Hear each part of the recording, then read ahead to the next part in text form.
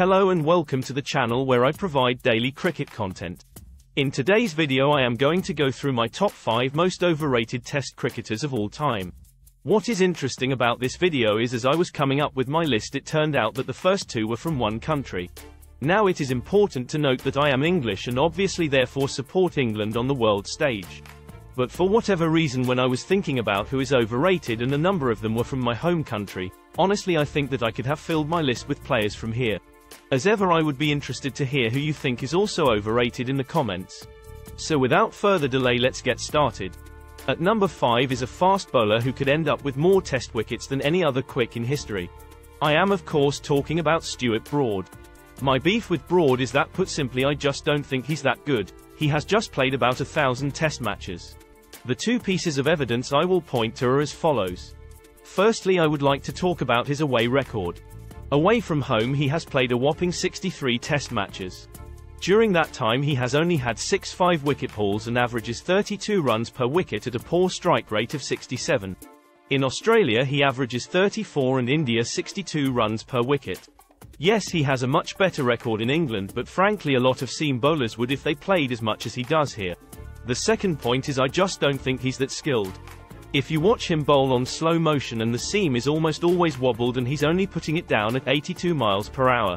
I think I could name a handful of English bowlers who would have as many wickets as him if they'd played as many games, and for that reason he's overrated in my eyes. Moving on with the English theme, and number 4 gives me no satisfaction to name. Freddie Flintoff.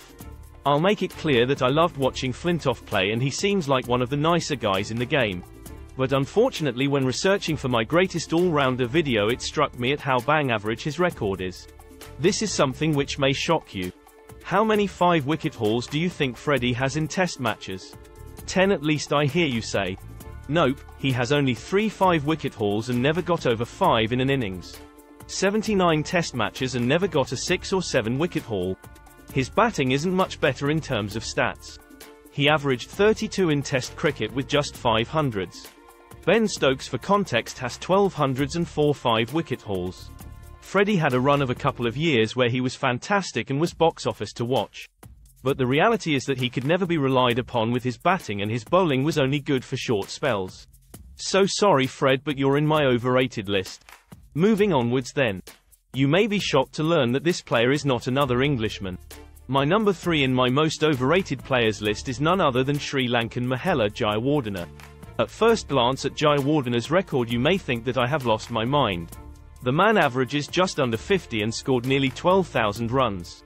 He even was inducted into the ICC Cricket Hall of Fame with his batting being described as pure silk. Well, here is my case that he is overrated.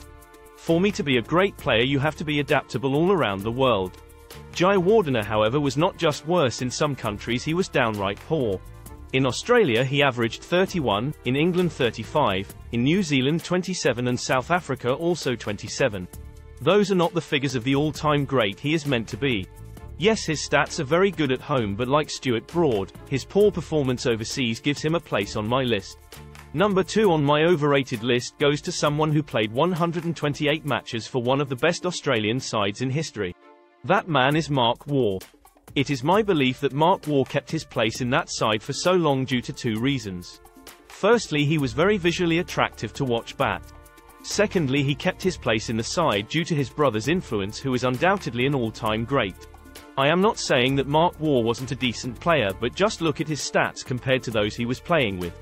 In his 128 test matches he averaged 41 with the bat. But that side was so dominant he is far and away the worst out of the regular players.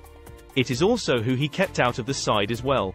As an example, Damien Martyn could never nail down a place in the team despite averaging 46. Darren Lehmann averaged 45 in 27 matches. There was another player of that era that only played 1 test match, scoring a 50 at that, namely Stuart Law, who should have had more of a run. They all were held back because this amazing Australian side persevered with the overrated Mark Waugh.